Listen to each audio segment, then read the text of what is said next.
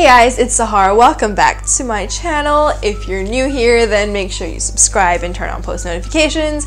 If you're not new here but you still haven't subscribed, then probably do that. Today I'm going to be doing a review of this Huda Beauty Desert Dust palette that comes out in about 2 days. So this is the second palette that Huda Beauty has come out with. The first one they came out with in 2016, which is last year, and that was this textured rose gold palette. Now there are quite a lot of differences between these two palettes and I will touch them.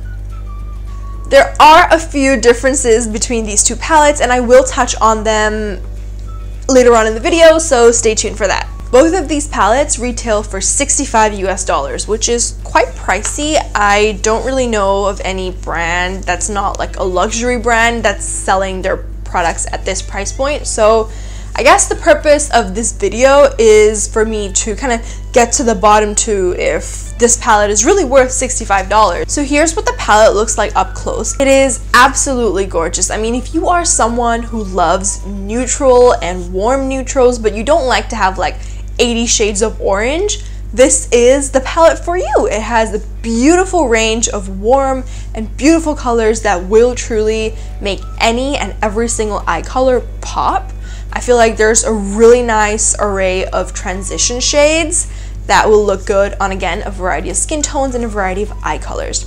There are also a variety of different finishes in this palette. If I'm not mistaken, I think there's 4. The packaging of the new palette definitely feels a lot sturdier. It feels a lot more nicer. Just this one, the packaging of this was pretty flimsy. I really like this palette, but I felt like the packaging could have had more work into it, which it does now. The palette does come with a mirror, which I feel like is a really good improvement from the last one. So with the launch of this Huda Beauty Desert Dust palette, actually this rose gold palette has been discontinued. So I guess they're trying to say that instead of this, you should use this, which is a little bizarre to me because there are quite a lot of differences between the two palettes. And the first and foremost is this one does not have a black eyeshadow.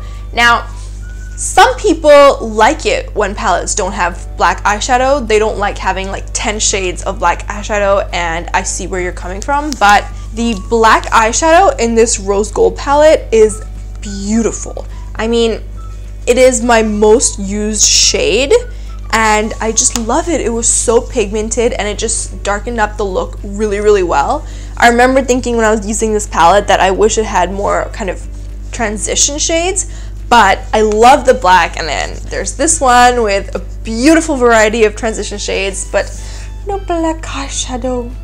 Unfortunately, the issue with the palette not having a black eyeshadow is that I feel like it limits the kind of looks you can do with it, especially for someone of deeper skin tone. For example, the deepest color in this palette is this shade right here, and I'm gonna swatch it for you. On my arm, it does look like a really nice deep brown, and I really feel like for people that have fairer skin tones, this will absolutely do. But if your skin tone is deeper than mine or a lot deeper than mine, this will be your transition color, and it's very limiting when the darkest color in a palette is your crease shade, you know what I mean? So I really feel like if I use this palette and the black eyeshadow from this palette or any other black eyeshadow, I really do have my perfect palette. So first I started off by using the shade Desert Sand to set my concealer and my primer. I always do this before I do my eyeshadow, so I really felt like this would lock it in and really help me see how the eyeshadows perform under best conditions. So after I set it with Desert Sand, I've used the shade Amber and kind of like a flat fluffy brush to draw in my crease. I blended that up using Blazing, beautiful orange. Amber and the shade Blazing mixed together is just the most gorgeous transition on my skin tone. I can't get enough of it. They blended really, really well. I honestly, this is one of my favorite eyeshadow formulations ever. I just don't have issues blending this. It's very easy. You know, I use my favorite brushes. It's so quick and it looks beautiful. Then to do kind of this half inner thing, I use a little bit of concealer to clean up, and then I set the concealer with Desert Sand again. So the shade that I used on my lid that you're seeing here, it is the color Twilight, and it is absolutely beautiful. I really do love the color Nefertiti in this palette. I really feel like I'm pronouncing that wrong. I'm so sorry if I am. It is just such a beautiful champagne gold. I love to pop it in the inner corner. I feel like it just brightens my eye up and makes any look great. Wait, I'm gonna swatch it for you again because it's so beautiful.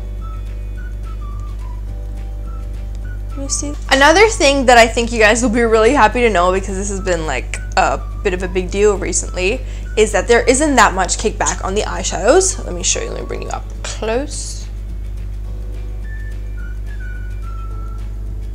So I've got color on my brush, but there isn't like any falling out and about over the palette, which is a good thing. You get more use out of your eyeshadows.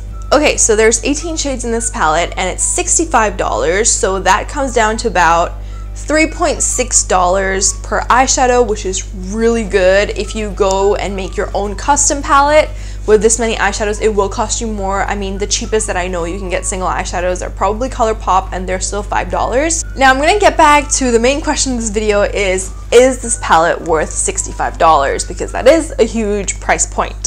And I'd say the answer is it depends. If you are someone who loves eyeshadows and you're just like an eyeshadow person, you know what I mean? Like some people are lipstick people, some people are like eyelashes people. If you're just an eyeshadow hoarder, you love trying different types of eyeshadows, and you especially love warm eyeshadows, this is the palette for you. If you don't mind that there's not a black eyeshadow, you just use a black eyeshadow from another palette, then I really think you will really love this palette. I do like this palette, and that's the reason I've been using it a lot again and again. I feel like it is beautiful and the colors just blend really, really beautifully. I feel like this palette was more versatile in terms of the undertones of the colors here, but I feel like this palette will be better received because it's easier to use, especially if you're a beginner. It's just very simple and the colors blend really well, so it's really, really hard to go wrong with this palette. The colors just blend into themselves seamlessly, as you can see over here. It really does do the work for you. So should you buy this palette? I would say yes, especially if you are between the light to medium skin tone range and you love warm colors. If you're from medium to dark or to deep dark, but you don't mind using a black eyeshadow from another palette, you will again love this color. I'm sure you've seen swatches on Huda Beauty's page on deeper skin tones. The colors stand out so well. I really do enjoy this palette, and you should follow me on my Instagram so you can see all the other tutorials I'm gonna make using it, because it is beautiful and you really have to try it to see it. It blends seamlessly. Absolutely gorgeous. Alright guys, so that's my little review, demo, and comparison between the Huda Beauty Desert Dust palette and the Rose Gold palette. The palette isn't yet available for sale, but I will link the website down below and you can just head over there and purchase it when it is. Please don't forget to subscribe and thumbs up this video if you found it helpful. I will be back in a couple of days with another video, so stay tuned. And yeah, thank you so much. Bye guys.